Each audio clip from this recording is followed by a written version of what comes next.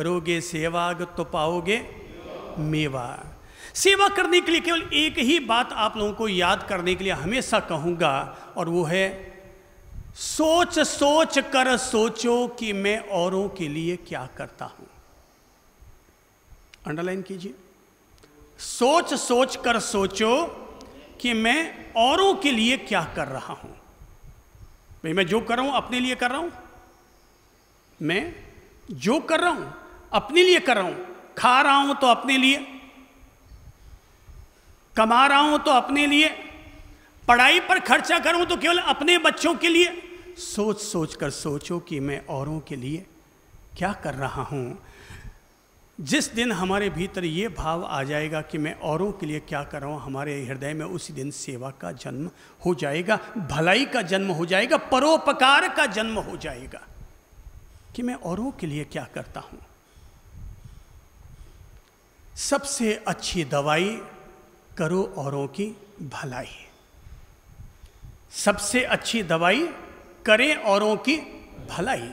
अब औरों से मतलब, जैसे मान लीजिए आप बाजार से केला खरीद कर लाए, 12 केला खरीद कर लाए, घर के अंदर ले गए, घर वालों ने खाए, ये तो अपनों की सेवा हुई, औरों की सेवा कहाँ हुई।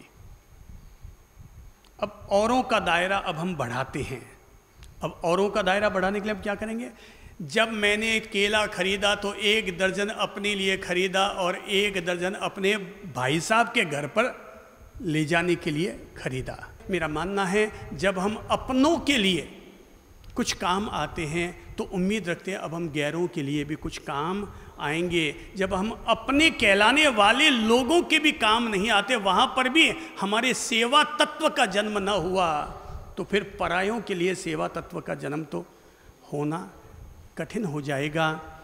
नेत्रहीन विद्यालय में वही व्यक्ति जाकर के अपना बर्थडे मनाने की सोचेगा जो व्यक्ति अपने काका बाबा सबको साथ लेकर के उनके प्रति भी सेवा का भाव रखता है। तो भाई ये सेवा है, करोगे सेवा तो पाओगे मेवा।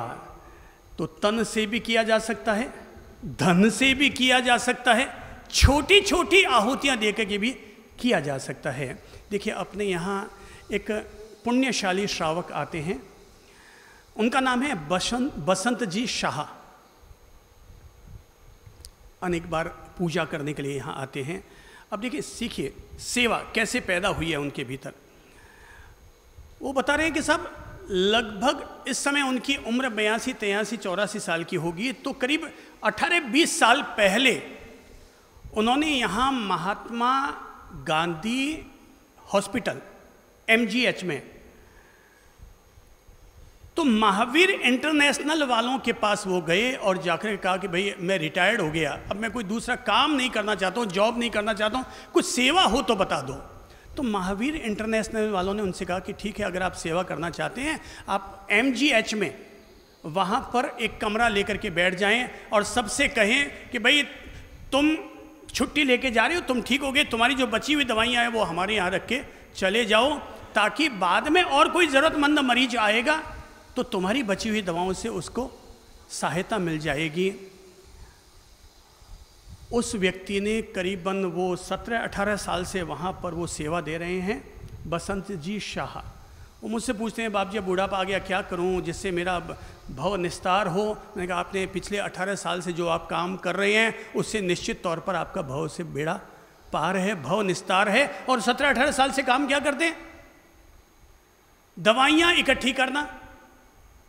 भाई तुम्हारे घर में जो दवा बच गई दे दो। फिर वो दवाइयाँ सारी इकट्ठी करते और उनमें से जो एक्सपायरी डेट वाली है हटाते हैं, जो जो सही दवाइयाँ हैं उसका रजिस्टर मेंटेन करते हैं, और जो जो ज़रूरतमंद लोग होते हैं जो दवाएं नहीं खरीद सकते वो सबसे पहले वहाँ महावीर इंटरनेशनल के उस कक्ष में जाते हैं MGH में, और अगर उनके पास दवाइयाँ होती है तो वो वहाँ से लेते हैं। धीरे धीरे लोगों को पता चलते चलते लोगों को यार ये तो बहुत बड़ा पुण्य का कार्य है, हम खुद नहीं जा सकते, 2 पैसा तो अपना भेज सकते हैं। और यूं करते करते आज केवल उस एक कमरे से अब तक 17-18 सालों में 15 करोड़ रुपए तक की दवाइयां अभी तक जरूरतमंद लोगों तक पहुंच चुकी है। और वो करते क्या, रोजाना 3 घंटा अपना इसके लिए समर्पित करते हैं। सेवा देता है मेवा, बस केवल यहाँ भाव होना चाहिए। तन से भी कर सकते हैं, समय का दान करके भी कर सकते हैं, श्रम दान करके भी सेवा कर सकते हैं, धन का दान करके भी सेवा कर सकते हैं। कहीं जीवनवारी हो रही है, वहाँ जाकर के 200 लोगों को खाना खिलाने का भी सेवा कार्य अपन कर सकते हैं। साल में एक बार रक्तदान करके भी हम सेवा कर सकते हैं। अरे मरने के बाद नेत्र दान करके तो ये सेवा का पुण्य लाभ जरूर प्राप्त कर ही सकते हैं।